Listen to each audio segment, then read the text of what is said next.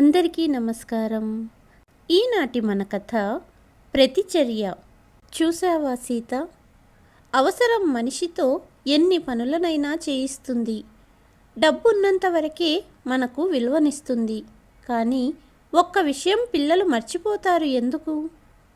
వాళ్ళు వృద్ధాప్యంలోకి రారా?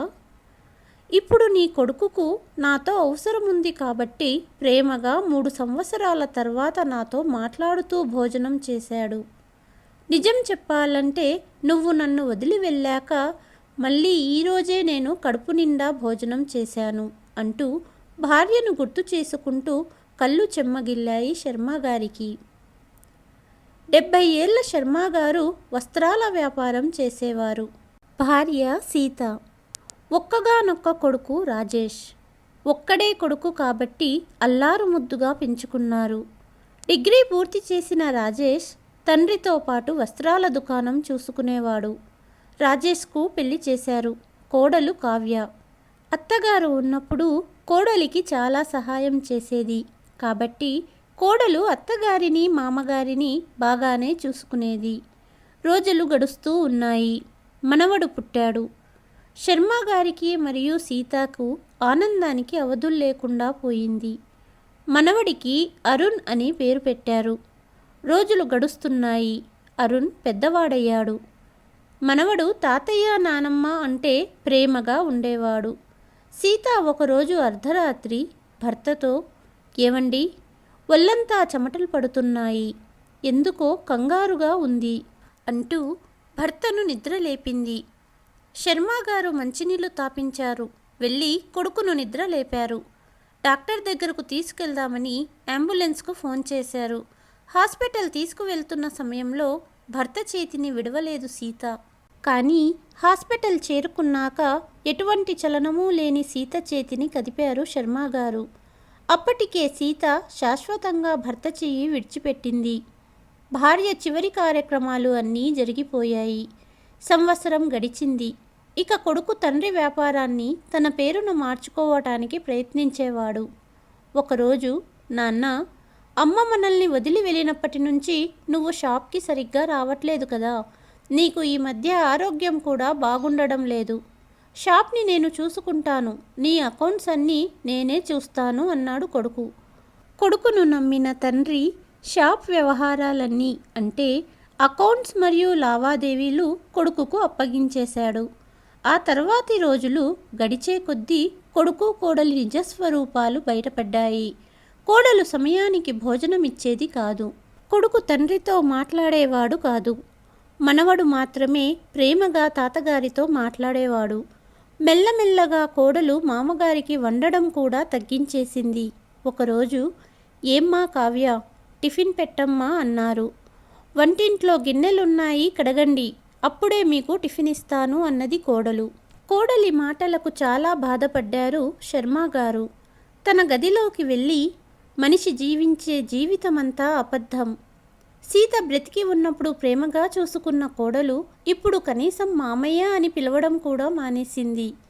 షాప్ నా చేతిలో ఉన్నప్పుడు నాన్న నాన్న అంటూ నా వెనకే తిరిగే కొడుకు షాప్ వ్యవహారాలన్నీ తనకు అప్పజెప్పేశాక ఈరోజు నాతో మాట్లాడడమే మర్చిపోయాడు. నేను మాట్లాడిస్తే కూడా చిరాకు పడుతున్నాడు. ఇదే వీళ్ళ నిజస్వరూపమా? ఇన్ని రోజులు తల్లి తండ్రి ముందు నటించారా? ఇవన్నీ ఆలోచించుకుంటూ ఉదయం నుండి కనీసం టీ కూడా తాగని శర్మగారు ఆకలిగా ఉందని మెల్లగా వంటగదిలోకి వెళ్ళారు. అక్కడ గిన్నెలన్నీ ఖాళీగా ఉన్నాయి. తినడానికి ఏమీ లేదు. తన భార్య సీత భర్తతో ఒక్క పని కూడా చెయ్యనిచ్చేది కాదు. శర్మగారు అడగకముందే ఆయన అవసరాలన్నీ తెలుసుకుని సిద్ధం చేసేది. ప్రతిరోజు భర్తకు ఏమి ఇష్టమో అవన్నీ వండేది. భర్తని ఇలా అర్ధాంతరంగా వదిలేసి వెళ్ళిపోతుందని తను కూడా ఊహించలేదు. లేకపోతే అన్ని పనులు నేర్పించేదేమో. ఇక తప్పదనుకొని కడుపు నింపుకోవడానికి షింకులో ఉన్న గిన్నెలు కడిగారు శర్మగారు. అప్పటికే మధ్యాహ్నం అయ్యింది. గిన్నెలు కడిగాడని శర్మగారికి మధ్యాహ్న భోజనం ప్లేట్లో ఇచ్చింది కోడలు. రోజులు గడిచే కొద్దీ భార్య నేర్పకపోయినా కావ్య చాలా పనులు నేర్పించేసింది మామగారికి. మెల్లమెల్లగా మామగారితో ఇల్లు ఊడ్పించడం, తుడివించడం, ఇంకా శర్మ గారి బట్టలు కూడా తననే ఉతుక్కోమనేది. వృద్ధాప్యం మనిషికి చాలా పాఠాలు నేర్పుతుంది అనుకున్నారు. కొడుకు కోడలి నకిలీ ప్రేమని తెలియచేసింది. ఎన్ని రోజులు తండ్రి ఆస్తికి గౌరవం ఇచ్చాడు కానీ తండ్రికి ఇవ్వలేదని తెలిసొచ్చింది. ప్రతిరోజు కోడలు కావాలనే లేటుగా వంట చేసేది. భర్త రాజేష్ ఇంటికి వచ్చేసరికి 3 గంటలు దాటుతుంది. అందుకే కోడలు 1 గంట తర్వాత వంట చేయటం మొదలుపెట్టేది. ఉదయం టిఫిన్ కూడా ఇచ్చేది కాదు. టిఫిన్ తినకపోవటం వలన శర్మ గారికి 9 దాటిన తర్వాత ఆకలవుతూ ఉండేది. ఆకలి తట్టుకోలేని శర్మ గారు ఒక బిస్కెట్ ప్యాకెట్ కొనుక్కుందామని డబ్బు కోసం వెతుకుతుండగా భార్య గుర్తుగా దాచుకున్న భార్యకు ఎంతో ఇష్టమైన చెవి కమ్మలు దొరికాయి. వాటిని చూస్తూనే భార్యను గుర్తు చేసుకుంటూ మంచం మీద అలాగే నిద్రపోయారు శర్మ గారు. అమ్మా, అన్నం పెట్టు అంటూ అప్పుడే స్కూల్ నుండి వస్తూ చెప్పాడు అరుణ్. కొడుకు మీద ప్రేమతో తొందరగా ప్లేట్లో అన్నం, పప్పు, కూర వేసి గదిలో ఉన్న అరుణ్కి ఇచ్చింది కావ్య. కాసేపటి తర్వాత నీళ్లు ఇవ్వడానికి వెళ్ళిన తల్లికి అరుణ్ తన గదిలో కనపడలేదు. అరుణ్ అరుణ్ అనుకుంటూ, నాకు తెలుసు నువ్వెక్కడున్నావో అనుకుంటూ శర్మ గారి గది వద్దకు వెళ్ళింది. తాతయ్య తాతయ్య భోజనం చేశావా అంటూ శర్మ గారిని నిద్ర లేపాడు అరుణ్. కొడుకును మామగారి గదిలో చూసి, అస్తమాను ఈ ముసలాయన దగ్గరికే వస్తావు, ఎన్నిసార్లు చెప్పను ఈ గదిలోకి రావద్దని అంటూ కొడుకు చెయ్యి పట్టుకుని బయటికి తీసుకెళ్ళింది తల్లి. ఆ ప్లేట్లో భోజనం చూసిన శర్మ గారు, ఇన్ని రకాల వంటలు వండి కూడా నాకు పెట్టదు కోడలు అనుకుంటూ ఒక ముద్ద నోట్లో పెట్టబోయాడు.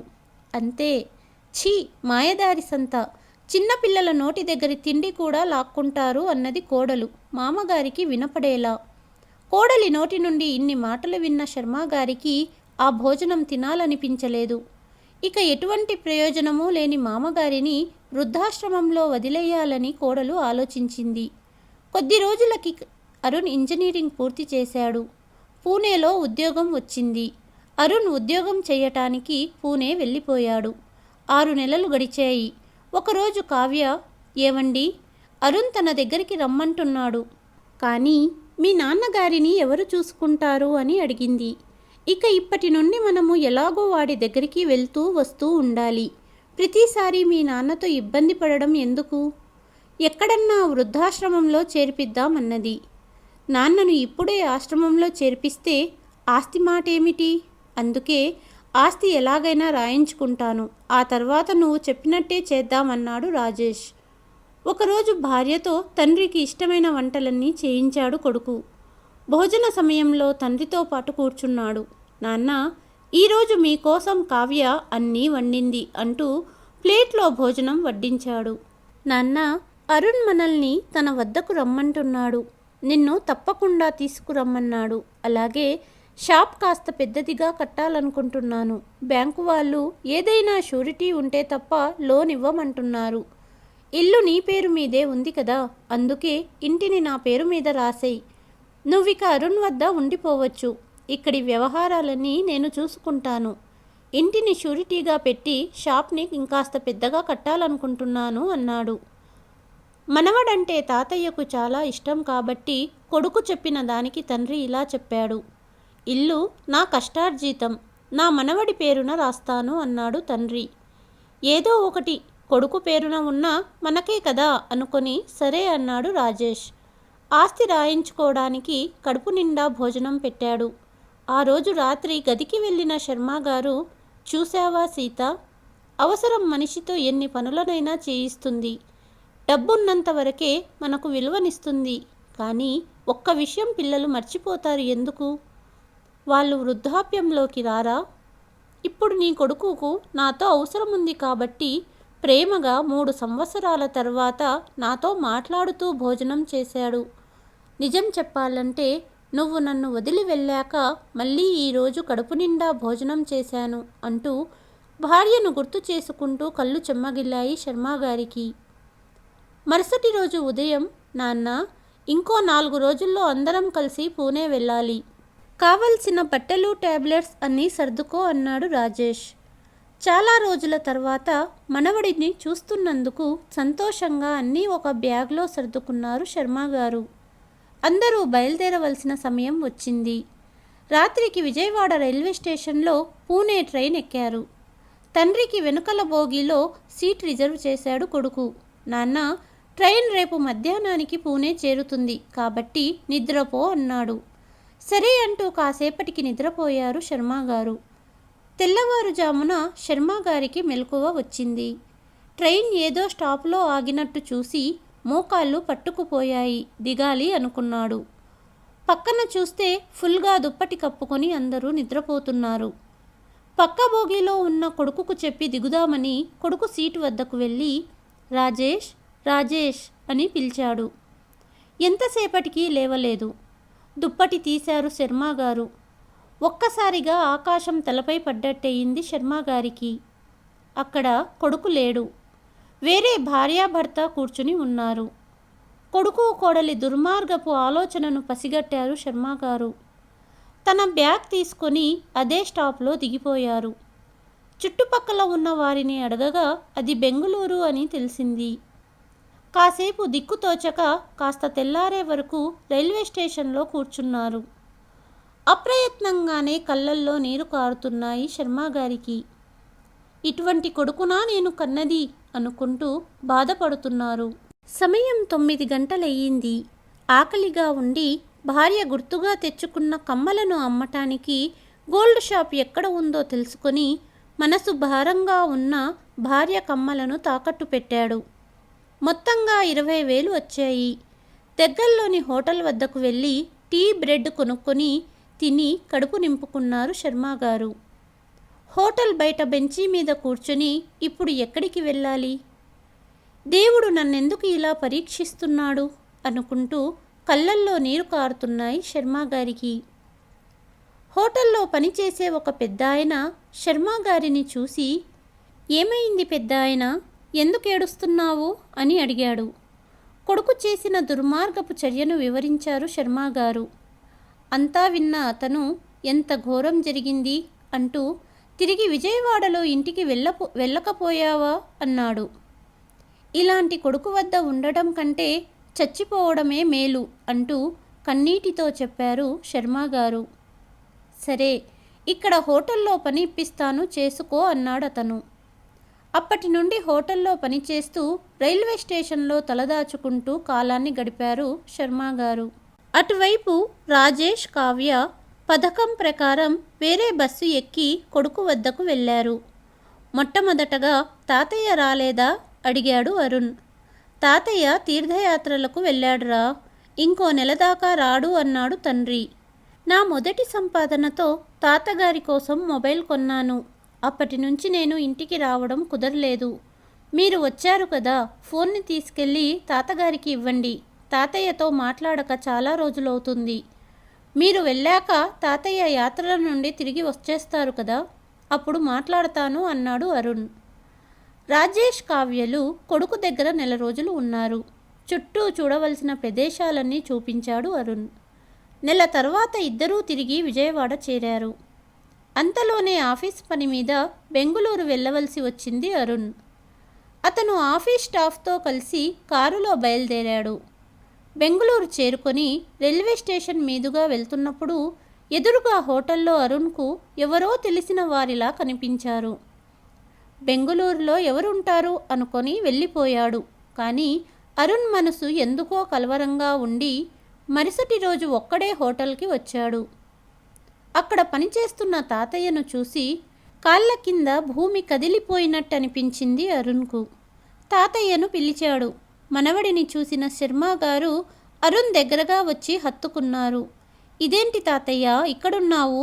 నువ్వు తీర్థయాత్రలకెళ్ళావు అన్నారు అమ్మా నాన్న, కానీ ఇక్కడ అంటున్న అరుణ్తో జరిగినదంతా వివరించాడు తాతయ్య.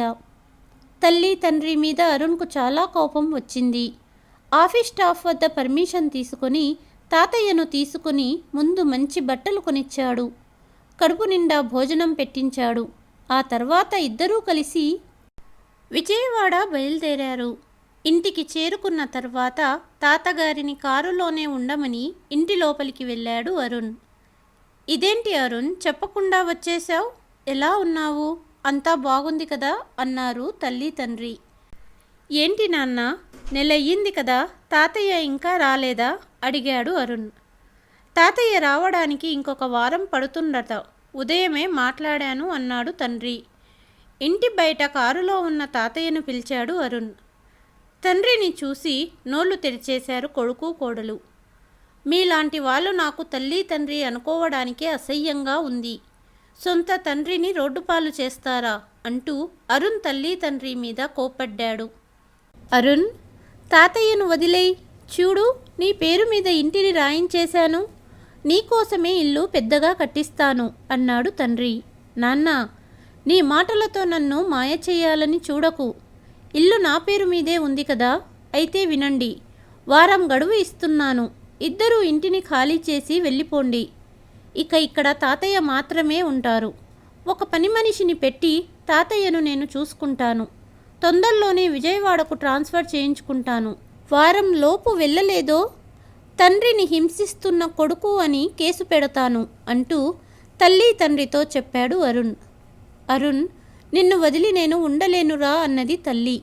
ఏమ్మా, నీ కొడుకును నువ్వు వదిలి ఉండలేవు, కానీ తాతయ్య నాన్నను వదిలి వెళ్ళిపోవాలా అంటూ తాతగారి చెయ్యి పట్టుకొని, మీ ఇద్దరికీ మళ్ళీ చెబుతున్నా, తాతయ్యను తీసుకుని వారం తర్వాత మళ్ళీ వస్తాను అంటూ వెళ్ళిపోయాడు అరుణ్. ఈ కథ కనుక మీకు నచ్చినట్లయితే please like, share and subscribe. Thank you.